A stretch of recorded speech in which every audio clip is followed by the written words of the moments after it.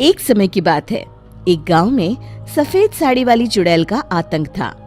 चुड़ैल रात भर गांव में घूमती और गांव का जो भी आदमी उसे दिखाई देता उसे वो घायल कर देती। अरे कोई तो बचाओ, मर गया रे। एक रात हरिया अपने खेत से अपने घर लौट रहा था कि तभी अचानक उसके सामने चुड़ैल आ जाती है। अरे बाप रे, ये चुड़ैल कहाँ से आ गई? आज तो मैं गया काम से।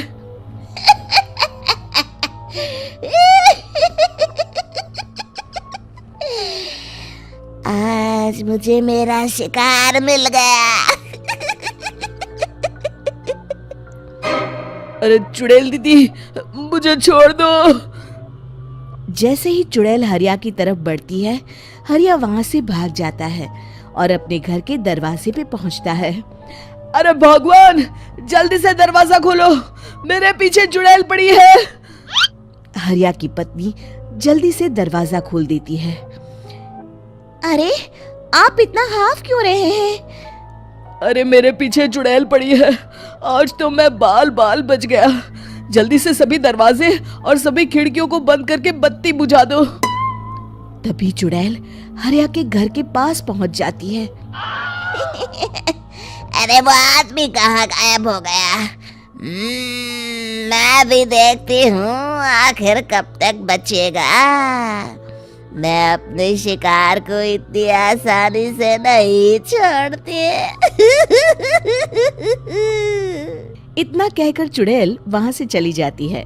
वहीं दूसरी तरफ हरिया और उसकी पत्नी दोनों अपने घर की खिड़की से ये सब देख रहे होते हैं। अरे बाप रे, ये तो बड़ी डरावनी चुड़ैल थी। अगले दिन ये बात आग की तरह पूरे गांव में फैल जाती है और धीरे धीरे लोग चुड़ैल के डर के मारे शाम होते ही अपने घरों से बाहर निकलना बंद कर देते हैं। कुछ दिनों के बाद भाई, मैंने तो इस चुड़ैल के डर के मारे रात को अपने खेतों को पानी देना बंद कर दिया है। कहीं मेरी फसल सूख गई तो मैं तो कहीं का नहीं रहूंगा। साहूकार का कर्जा कैसे चुकाऊंगा? अरे भाई, पूरे गांव वालों का यही हाल है।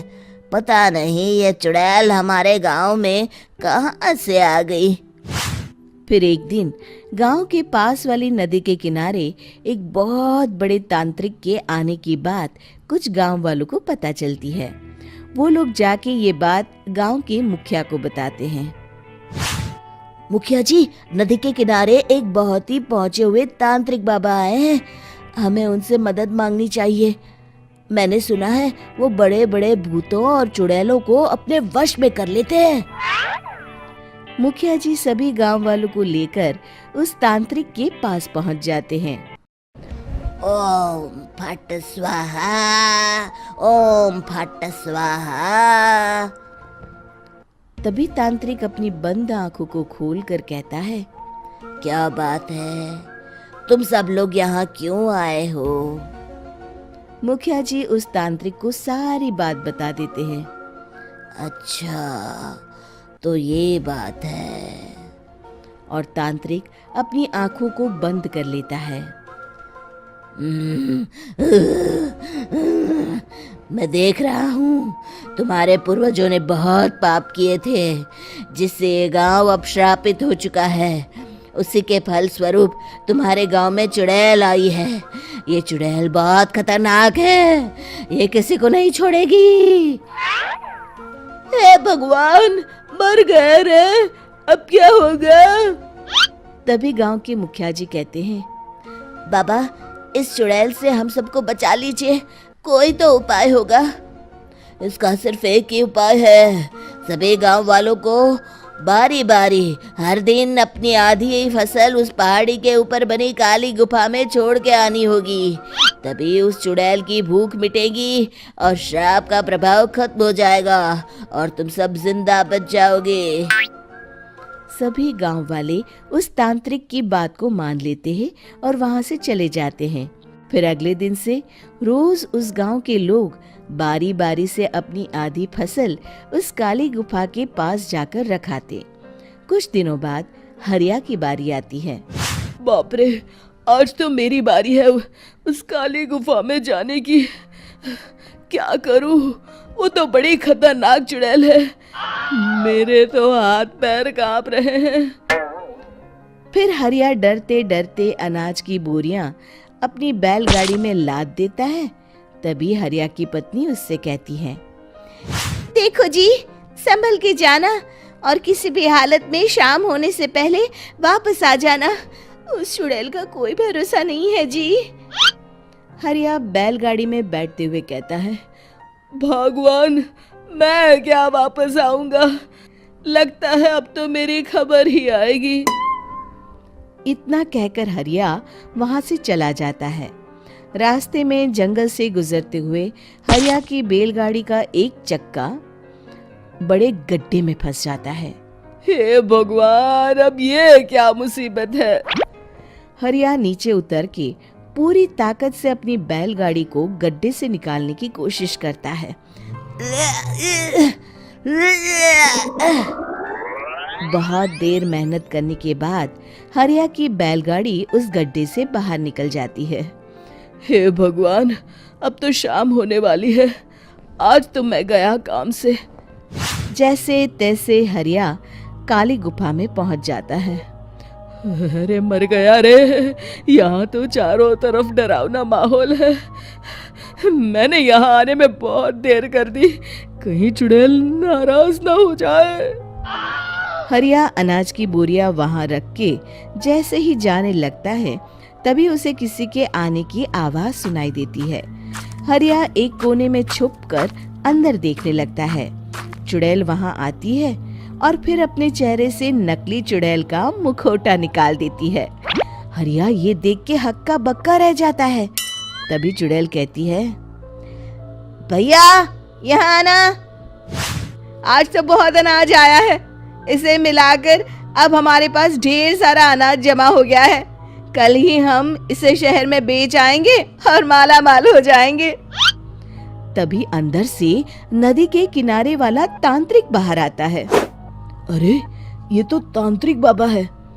हाँ, अब तो हम दोनों की जिंदगी मजे में कटेगी। गांव वालों को बेवकूफ बनाना इतना भी मुश्किल नहीं था। लोग तो तुम्हें सच में असली चुड़ैल समझते हैं। हाँ, तुमने सही कहा। अब ये गांव वाले चुड़ैल के डर से जिंदगी भर इस काली गुफा में अनाज पहुंचाते रहेंगे। अच्छा, तो ये बात है। ये दोनों पूरे गांव वालों को बेवकूफ बना रहे हैं। अभी जाकर सबको बताता हूँ। हरिया उन दोनों की पूरी बातें सुन लेता है और जल्दी से वापस गांव में आता है। गांव वालों को पूरी बात बता देता है। इससे पहले वो दोनों हमारा अनाज लेकर शहर जाए, हमें उन दोनों को पकड़ना होगा। उधर दूसरी तरफ नकली तांत्रिक और नकली चुड़ैल बनी औरत एक बड़ी गाड़ी में सारा अनाज लाद के वहां से निकलने की तैयारी कर रहे होते हैं। जल्दी करो, इससे पहले हमें कोई देख ले। हमें यहाँ से निकलना होगा।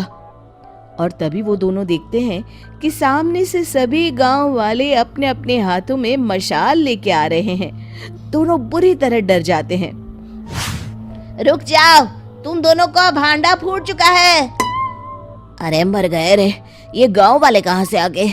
तुमने क्या सोचा इतनी आसानी से यहाँ से निकल जाओगे? ये अनाज हमने अपने खून पसीने से दिन रात खेतों में मेहनत करके उगाया है। दोनों मुखिया जी के पैरों में गिर जाते हैं। हमें माफ कर दीजिए, हम दोनों एक नंबर के कामचोर हैं। बिना मेहनत किए पैसे कमाना चाहते थे। हाँ हाँ, अब हम आगे से मेहनत मजदूरी करके पैसे कमाएंगे। हमें कुछ मत करना, हमें छोड़ दीजिए। इतना कह के दोनों गांव छोड़ के भाग जाते हैं और सभी गांव वाले फिर से खुशी खुशी रहने लगते हैं। शिक्षा, तभी तो कहते हैं कि किसी भी समस्या का समाधान केवल सूझबूझ से ही करना चाहिए और कभी हिम्मत नहीं हारनी चाहिए। दोस्तों, हमें उम्मीद है कि आपको हमारी ये कहानी पसंद आई होगी। कृपया हमारे चैनल को सब्सक्राइब करें और सभी अपडेट्स के लिए बेल आइकन जरूर दबाएं। और हाँ, वीडियो लाइक और शेयर करना मत भूलिएगा। Bye bye.